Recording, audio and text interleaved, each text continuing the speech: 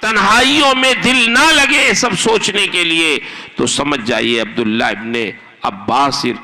ابن عمر فرماتے ہیں کہ فَإِن لَمْ تَجِدِ الْقَلْبَ فِي هَذِهِ الْمَوَاطِنِ، اگر تم اپنے دل کو ان تین جگہوں میں نہ پاؤ کہ دل نہ لگے، فَسَأَلِ اللَّهَ أَن يَمُنَّ عَلَيْكَ بِقَلْبٍ، تو اللہ سے دعا کرو کہ اللہ ایک دوسرا دل مجھے دے دے، یہ دل جو میرے پاس ہے اب بیکار ہو گیا ہے، اب یہ کسی کام کا نہیں رہ گیا، میرے دل کو بدل دے، اس کی کیفیت کو بدل دے۔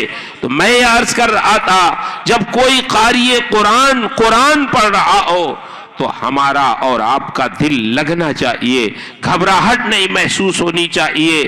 آج ہم اس لیے گھبراہٹ محسوس کرتے ہیں، دل نہیں لگتا کہ ہم اس قرآن کو سمجھتے ہی نہیں ہیں۔ بولیے، سمجھتے ہیں؟ نہیں سمجھتے۔ یہ کہہ دیتے ہیں یہ عربی زبان میں، ہماری زبان تو اردو ہے، ہم کہاں سے سمجھیں؟ اچھا مجھے ایک بات بتائیے، آپ کا بیٹا انگلینڈ میں رہتا ہو یا امریکہ میں، وہاں کی زبان انگریزی ہے، وہاں سے انگریزی میں وہ خط لکھے اور آپ کے پاس وہ خط آئے، آپ انگریزی نہ جانتے ہو تو کیا وہ خط طاق پہ رکھ دیں گے، اس کو پڑھیں گے نہیں، پڑھوائیں گے نہیں؟ بولیے۔ آپ والدین ہیں، باپ ہیں، ماں ہیں، بیٹے کا خط اگر انگلینڈ سے آ جائے، امریکہ سے آ جائے، انگریزی میں ہو، تو ماں باپ خود نہیں اگر انگریزی جانتے ہیں تو محلے میں جو ماسٹر صاحب ہوں گے ان کے پاس لے جائیں گے، اس کو پڑھیے، یہ ہمارے نور نظر کا خط ہے، ہمارے لخت جگر کا خط ہے، ہمارے بیٹے کا خط ہے، آپ پڑھ کے ہمیں بتائیے کہ اس خط میں ہے کیا، ہمارے بیٹے نے کیا لکھا، وہاں کے حالات کیا لکھے، اپنی کیفیت کیا لکھی، وہ ہم سے مطالبہ کیا کر رہا ہے، کہنا کیا چاہتا ہے، جلدی سے پڑھ کے سنائیے۔ کیوں آخر ماں باپ بےتاب رہتے ہیں؟ جب تک اپنے بیٹے کا خط پڑھوا کے وہ سمجھ نہیں لیتے، ان کی روح کو سکون نہیں ملتا۔ کیوں؟ اس لیے کہ ان کو اپنے بیٹے سے محبت ہے، تو بیٹے کے خط سے، اس کے کلام سے بھی محبت ہے۔ مجھے بتاؤ، جتنا ایک ماں باپ کو اپنے بیٹے سے محبت ہے، اس سے کہیں زیادہ محبت ایک بندے کو اپنے رب سے ہے۔ اشد حبا للہ والذین آمنوا اشد حبا للہ، جو مومنین ہیں ان کو سب سے زیادہ محبت اپنے رب سے ہے، تو جب اللہ سے محبت ہے تو اس کے کلام سے بھی تو محبت ہونا چاہیے کہ اللہ نے قرآن ہماری ہدایت کے لیے نازل کیا ہے، لاؤ دیکھیں، پڑھیں، سمجھیں اس میں ہے کیا، اللہ نے مطالبہ کیا کیا ہے، اللہ ہم سے مانگنا کیا چاہتا ہے، کیا وہ چاہتا ہے کہ ہم اس کی طرف پیش کریں۔ اللہ نے قرآن میں حکایتیں کیا بیان کی ہیں، قصے قوموں کے کیا بیان کیے ہیں، انبیاء کے حالات کیا بیان کیے ہیں، احکام الہی کیا بیان کیے ہیں۔ کاش ہم اس قرآن کو سمجھتے تو سمجھ میں آتی بات کہ اللہ نے قرآن میں رکھا کیا ہے۔ لیکن ہم محبت کا تو دعویٰ کرتے ہیں لیکن اس کے کلام کو سمجھنا ہی نہیں چاہتے، جبکہ اسباب موجود ہیں۔ آپ اس طرح نہ قرآن پڑھیں کہ پورا پارا، کوئی ضروری نہیں ایک دن میں آپ پڑھیں، ایک صفحہ پڑھیں، لیکن اس کو سمجھ کے پڑھیں، اس کا ترجمہ پڑھیں، اس کی تفسیر پڑھیں۔ تو میں یہ سمجھتا ہوں چند سالوں میں انشاءاللہ اگر آپ پابندی سے پڑھیں گے تو پورا قرآن آپ سمجھ جائیں گے کہ اس میں ہے کیا۔ لیکن افسوس ہے ہم اس کی آیتیں، اس کا تلفظ نہیں پڑھ پاتے، تو اب ہم اس کا ترجمہ پڑھنا بڑا مشکل کام ہو گیا۔ لیکن اگر آپ چاہیں تو ہو سکتا ہے آپ قرآن پڑھیں، واقعتاً اللہ نے کیسے کیسے سمجھایا ہے ہمیں اور آپ کو، کتنی نشانیاں اپنی بتائی ہیں، کس طرح ہماری تخلیق فرمائی ہے، کس طرح احسانات اللہ نے ہمارے اوپر فرمائے ہیں۔ آپ قرآن پڑھیں تو آپ کو سمجھ میں آئے گا۔ میں اس کی چند مثالیں بتا دوں، آپ کو اجازت ہے؟ جی، سورہ واقعہ پڑھیے، سورہ واقعہ ویسے بھی آپ پڑھا کیجئے، دنیا میں رزق کی برکت کے لیے سورہ واقعہ کی تلاوت 24 گھنٹے میں ایک مرتبہ مغرب بعد یا عشاء بعد کر لیا کیجیے. اور قبر کی تیاری کے لیے سورہ ملک پڑھا کیجیے. جب آپ پڑھیں گے تو چند مہینوں میں چند ہفتوں میں انشاءاللہ یاد ہو جائے گی وہ. تو کچھ اوراد و وظائف بھی پڑھا کیجیے اور دنیا بھر ادھر ادھر باباؤں کے چکر میں بہت زیادہ نہ رہا کیجیے. حضرت میں ایک بار بنگال گیا آسنسول. ہمارے ایک شاگرد ہیں وہاں, انہوں نے ذکر کر دیا کہ ہمارے استاذ آ رہے ہیں. تو انہوں نے سمجھا کہ یہ کوئی بہت بڑے دعا تعویذ کرنے والے استاذ ہیں. انہوں نے کہا کچھ ٹائم ہمارے لیے بھی لے لیجیے. انہوں نے کہا اچھا ٹھیک ہے. انہوں نے مجھ سے کہا حضرت ہمارے ایک ملنے والے ہیں, ان کے گھر چلنا ہے. میں نے کہا دیکھو ابو ٹائم بہت کم ہے اور ہمیں ٹرین پکڑنی ہے. انہوں نے کہا بس اسی راستے میں ان کا گھر ہے, آپ تھوڑی دیر کے لیے 5 منٹ میں. چلو اچھا گئے.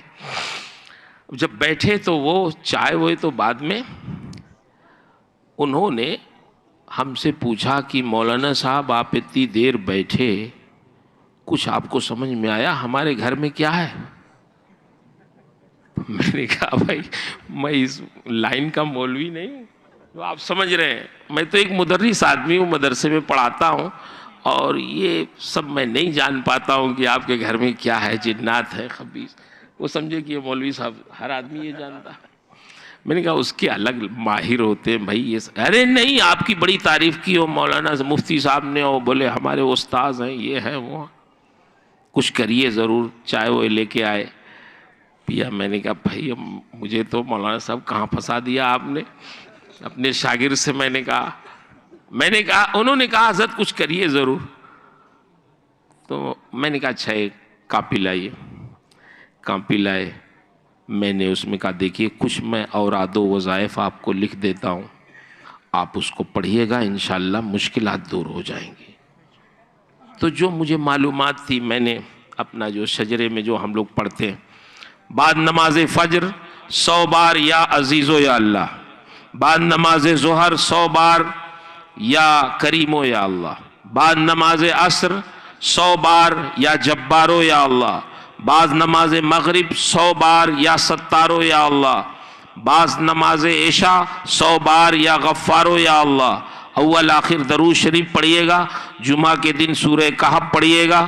مغرب بعد سورہ واقعہ یا سورہ ملک پڑھیے گا, اور سورہ واقعہ بھی پڑھیے گا. اتنا اوراد و وظائف آپ کے ہیں, آپ اس کو کریے گا, انشاءاللہ پریشانی دور ہوگی, برکت ہوگی, مشکلات آسان ہو جائیں گی. لکھ کے ان کو دیا. میں نے کہا اپنا نمبر فون نمبر دیجئے.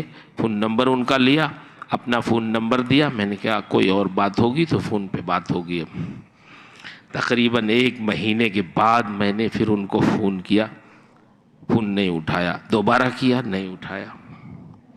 چلو اچھا ٹھیک ہے مصروف ہوں گے کہیں. پھر 1 آدھ ہفتے کے بعد پھر لگایا تو خیر اٹھایا. میں نے کہا خیریت, آپ بہت مصروف ہیں لگتا ہے, یہ بتائیے کہ جو میں نے لکھا تھا آپ کو دیا تھا آپ نے پڑھنا شروع کیا؟ ارے بولے حضرت اسی لیے تو فون نہیں اٹھایا تھا پہلا والا, میں نے ابھی تک شروع ہی نہیں کیا اس کو. والدہ میری کہتی رہی کہ وہ مولوی صاحب جو لکھ کے گئے تھے تم پڑھتے کیوں نہیں اس کو, لیکن ابھی تک میں نے اس کو شروع نہیں کیا, اسی لیے آپ کا فون نہیں اٹھایا کہ ابھی آپ پوچھیں گے کہ پڑھ رہے ہو کہ نہیں پڑھ رہے. ہاں تو یہ ہے کہ سیدھا راستہ آپ کو بتاؤ تو آپ نہیں. ابھی میں کہتا کہ ابھی یہ ہو جائے گا وہ ہو جائے گا, لائیے 5000 دیجئے, تو آپ دے دیتے, خوش بھی رہتے. بتا دیتا آپ کے گھر میں جنات ہیں, 10 ہیں, 15 ہے, 20 ہے, ایک فوج ہے, پورا لشکر ہے, اس کے لیے کام کرنا پڑے گا, پڑھنا پڑے گا, اور اس کے لیے 10-20 ہزار خرچ ہوگا. تو آپ وہ سمجھتے ہیں ہاں یہ ہے صحیح بابا جو صحیح راستہ بتائے قرآن حدیث کی روشنی میں, اس کی طرف آپ توجہ نہیں کرتے, نہ پڑھی. چاہتے ہیں یہ مولوی صاحب ہی سب پڑھ کے دے دیں, ہمیں کچھ نہ کرنا پڑے. بولیے, میں یہ عرض کر رہا ہوں قرآن میں ہمارے رب نے ہمیں سمجھایا کیسے کیسے ہے. سورہ واقعہ میں پڑھیے, افرأیتم ما تمنون اانتم تخلقونہ ام نحن الخالقون. انسانوں کی تخلیق سے متعلق اللہ نے ارشاد فرمایا، میرے بندو تم اتراتے ہو، جوان ہونے کے بعد سمجھتے نہیں کسی کو، اپنے سامنے امیر ہو گئے تو کسی کو خاطر میں نہیں لاتے، عزت مل گئی تو کسی کو خاطر میں نہیں لاتے۔ تم نے کبھی غور کیا کہ تمہاری پیدائش کیسے ہوئی ہے، کیسے ہم نے تم کو پیدا کیا ہے؟ افرأیتم ما تمنون، تم غور کرو، دنیا میں کوئی ایسا مصور اور ایسا آرٹسٹ نہیں ہے جو پانی پہ کسی کی تصویر بنا دے گا۔ ایک لکیر کھینچے گا مصور پانی پہ، اس کی لکیر پانی میں پھیل جائے گی، نقطہ بھرے گا، رنگ بھرے گا، نقطہ رکھ کر وہ پانی میں پھیل جائے گا۔ دنیا میں کوئی ایسا مصور اور آرٹسٹ نہیں ہے جو پانی پہ کسی کی تصویر بنا دے، مگر ہمارا رب ہے جو ماں کے رحم میں پانی کے قطرے پر خوبصورت انسان بنا دیتا۔ شیخ سعدی فرماتے ہیں، دہد نطفارا صورت چوپری کہ کر دست بر آب صورت گری۔ یہ ہمارا رب ہے جو پانی کے قطرے پر خوبصورت انسان بناتا ہے۔ دنیا میں کوئی ایسا نقاش نہیں ہے، مصور نہیں ہے جو پانی پر نقاشی کر دے، کسی کی صورت اور تصویر بنا دے۔ اور اس کی تخلیق کے شاہکار آپ کیسے ہیں؟ غور کیا کبھی آپ نے؟ حضرت آدم سے لے کے اب تک بے شمار انسانوں کو اللہ نے پیدا کیا ہے، لیکن مجھے بتاؤ کیا دو انسان ایسے بھی ملیں گے جن کی شکل و صورت 100% ایک دوسرے سے ملتی ہو؟ نہیں ملتی۔ اللہ نے ہر انسان کو دوسرے سے الگ پیدا کیا۔ لوگ نبی کے بارے میں بات کرتے ہیں، ارے دنیا میں کوئی عام انسان بھی کسی دوسرے کی طرح نہیں ہے، پیغمبر کی شان تو بہت بلند ہے۔ سبحان اللہ، سبحان اللہ، سبحان اللہ۔ شکل کیا ملے گی میرے بھائی؟ یہ انگلیوں کے جو نشانات ہیں، انگوٹھے کے جو نشانات ہیں، وہ کسی کے کسی سے نہیں ملتے۔ خود آپ کے داہنے انگوٹھے کا نشان بائیں سے نہیں ملتا۔ اللہ نے اس طرح آپ کو بے مثل و بے مثال پیدا کیا ہے۔ آج دنیا بھر میں فنگر پرنٹ کیوں لیے جاتے ہیں؟ یہ شکل کبھی مل بھی جاتی ہے، مان لیجئے بدل جاتی ہے۔ کبھی آپ نے اپنا فوٹو کھنچوایا، داڑھی نہیں ہے، بعد میں داڑھی رکھ لیا تو لوگوں کو تھوڑا مشکل ہونے، لیکن یہ فنگر پرنٹ آپ کسی بھی ملک میں جب انٹرنیشنل سفر آپ کریں گے، آپ ایئرپورٹ پہ اتریں گے، امیگریشن میں آپ جائیں گے، تصویر تو بعد میں اب لیتے ہیں، انگلیوں کا نشان پہلے لیتے ہیں۔ آپ پھر کبھی اگر وہاں جائیں، اپنا نام بدل دیں، اپنی تصویر بدل دیں، لیکن جیسے ہی انگوٹھا رکھیں گے تو یہ بتا دے گا کہ حضرت صاحب یہاں تشریف لا چکے ہیں۔ یہ بدلتا نہیں ہے۔ اللہ نے کس طرح بے مثل و بے مثال آپ کو پیدا کیا۔ پھر چلیے آگے، جب یہ کسانوں سے مخاطب، یہ کسان جب کھیتیاں کرتے ہیں، میں ابھی سمجھا بھی رہا تھا اپنے ایک شاگرد کو کہ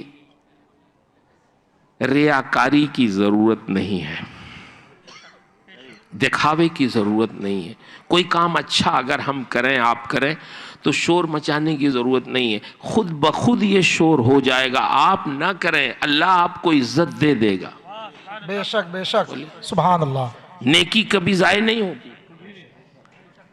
کسان اپنی زمین جوت کر، کھود کر، بہت گہرائی میں گیہوں کو ڈال دیتا ہے، لیکن مجھے بتائیں کیا وہ گیہوں چھپتا ہے؟ چھپ جاتا ہے؟ نہیں۔ آئیے میں آپ کو سمجھاؤں۔ اللہ نے اپنے ان کسان بندوں کو جو کھیتیاں کرتے ہیں ان سے مخاطب ہے، افرائیتم ما تحرثون اانتم تزرعونہ ام نحن الزارعون۔ اے میرے کسان بندو، تم مجھے بتاؤ، جب تمہاری کھیتیاں لہلہا جائیں، ہری بھری ہو جائیں، اور تم دیکھنے جاؤ ان کو، تو خوش نہ ہو جاؤ دیکھ کر ہری بھری کھیتیاں کہ یہ کھیتیاں میں نے اگائی ہیں، میں نے زمین اچھی طرح جوت دی، میں نے بیج بہت اچھا ڈال دیا، میں نے سینچائی اس کی بہت اچھے ٹائم پہ کر دی، میں نے کھاد بہت موقع پہ ڈال دی، کتنی خوبصورت کھیتیاں لہلہا گئی ہیں۔ یہ میرے تجربہ کاری کا نتیجہ ہے، میری محنتوں کا نتیجہ ہے، میرے تجربے کا نتیجہ ہے۔ یہ میں نے